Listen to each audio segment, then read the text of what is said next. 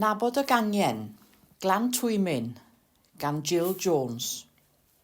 Cangen fechledig debyg I sawl un arall mae'n debyg ydy cangen merched y Wawr Glantwymyn, ond I ni mae'n arbennig.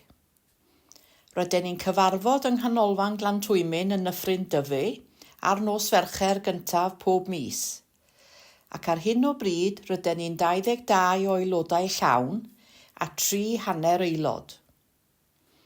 Dawn haelodau o fyd amaeth, addysg, iechyd a sawl maes arall, a rydyn ni'n falch iawn bod gennym siaradwyr Cymraeg newydd yn ein plith.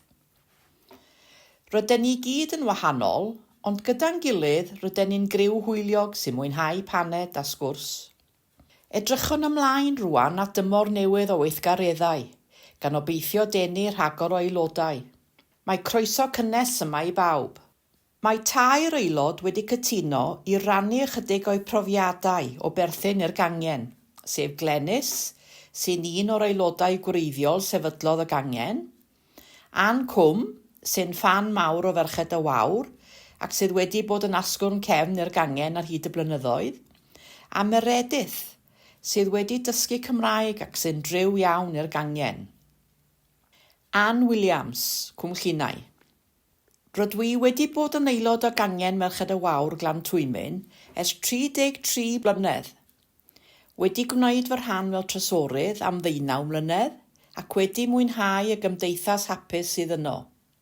Rydyn ni wedi mwynhau cymaint o amrywiaeth o weithgareddau fel cael noson gymdeithasol, siaradwyr gwadd, mynd I ymweld â chynghenau eraill, tripiau, mynd i'r wyl haf, penwythnosau preswyl a llawer mwy ar hyd y blynyddoedd. Yn ystod Covid, bu merched y Wawr na chybiaeth I lawer oedd yn teimlo bod wedi ei hynysu. Trefnodd y mudiad gyfarfodydd gweithgareddau ar Zoom, mwyn I ni gadw mewn cysylltiad a hyd yn oed darparu gwersi cyfrifiaduron bob prynhawn dy Mercher. Dyna beth oedd cymdeithasu. Rhaid cofio hefyd fod tegwen ar merched yn y swyddfa wedi bod mor barod o'i cymwynas bob amser. Heddiw, rydw i'n diolch am bob cymorth. Mae'r merched mor barod I fy helpu. Does dim yn ormod o drafferth iddyn nhw. Buaswn ni'n cynghori unrhyw un I ymaelodi a merched y Wawr.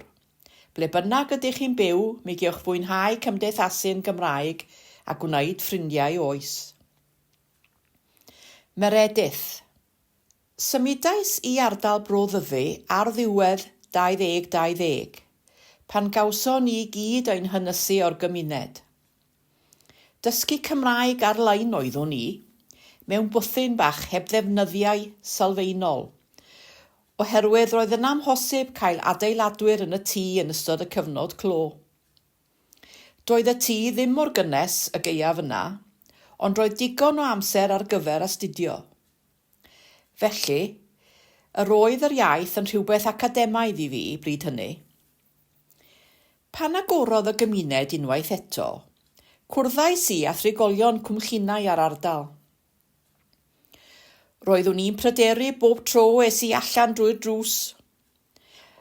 Faswn i'n dweud rhywbeth yn anghywir, yn anghwrtais.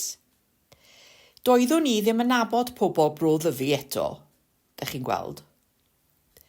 Ces I fy nghroesawu yn y gymuned ar unwaith, a fy ngwahodd I ferched y Wawr yn fuan iawn. Ar ôl newid fy ngwaith, roeddwn i'n medru mynd I gyfarfodydd merched y Wawr Glantwymyn, ac gwahoddodd y gangen ddysgwyr eraill I siarad ar grŵp, gofyn I ni sut gallen nhw ein cynorthwyo ni yn ein dysgu. Mewn gwirionedd, dysgais I fod y gangen yn barod I agor ei breichau I ni gyd. Ac wedyn, roedd fy hoff rhan o unrhyw ddigwyddiad Cymraeg, y baned. Dim ar gyfer y bisgedi dwi'n ni'n dwlu ar y baned, ond ar gyfer y clebran a'r cymysgu sydd mor bwysig I bawb. A dydy Cymraeg ddim yn beth academaidd, mae'n beth sy'n byw. Fel unrhyw iaith, mae'n mynegiant perthynas a bywyd cymdeithasol ei siaradwyr. Dwi'n ddiolchgar bob dydd fy mod yn gallu siarad yr iaith oherwydd y cysylltiad â'r byd a phobl o fy nghwmpas i. Mae Cangen Merched y Wawr Glantwymyn yn fenegiant o ysbryd holl gymuned Gymraeg y Fro, cynnes, cyfeillgar a chynhwysol. Glenys. Anodd credu fod Cangen Merched y Wawr Glantwymyn yn bodoli ers dros 100 mlynedd.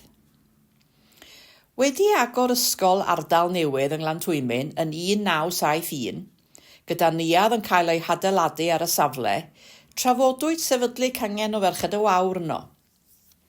Anfonwyd negeseuon i'w wragedd lleol yn ei gwahodd i gyfarfod yn yr ysgol i drafod ymhellach. Daeth llawer i'r cyfarfod cyntaf hwnnw, a sefydlwyd y gangen gyda nifer dda o aelodau o bob oed o ardal eang a fi, Delyth Rhys, Betty Owen, Humphreys bryd hynny, yn swyddogion. Mae llawer o atgofion o gyfarfodydd difyr gydag ymweliadau a changhennau eraill, a hefyd cystadlu yn Eisteddfod Rhanbarth Merched y Wawr bryd hynny. Cafwyd hwyl yn ymarfer sketch ac ymarfer band y gegin. Cofio hefyd creu arddangosfa mewn digwyddiad arbennig yn y Dre Newydd, gan ofyn i Hedd Bleddyn greu lamp garreg ar ei cyfer. Gyda threigl amser, bu llawer iawn o newidiadau, ac cadw cysylltiad agos gyda'r gangen dros y blynyddoedd, mae prysurdeb bywyd ar adegau wedi fy rhwystro rhag bod mor weithgar. Priodi ffarmwr, magu trio blant, a dysgu llawn amser fi'n mynghadw yn brysur. Wedi ymddeol o ddysgu, gwarchod yr wirion a'r wiresau fi'n rhoi prysurdeb a llawer o bleser. Erbyn hyn, mae bywyd ychydig yn dawelach, y plantos yn tyfu fyny a chydig mwy o lonydd. Gan mod i'n byw allan yn y wlad, mae Merched y Wawr yn pwysicach nag erioed erbyn hyn. Dwi'n falch o ddweud fod Cangen Glantwymyn yn dal i fynd gyda swyddogion arbennig sy'n sicrhau ni raglen ddifyr a diddorol bob tymor. Edrychaf ymlaen i'r cyfarfod misol gyda siaradwyr a gweithgareddau diddorol ac hefyd mwyn cyfarfod ffrindiau am baned a chlonc. Mae cymdeithasu yn bwysig iawn i ni yng nghefn gwlad yn yr oes sydd ohoni. Drwy'r grŵp yma o ferched, dwi wedi dysgu nad ydy Cymraeg yn beth academaidd, mae'n beth sy'n byw.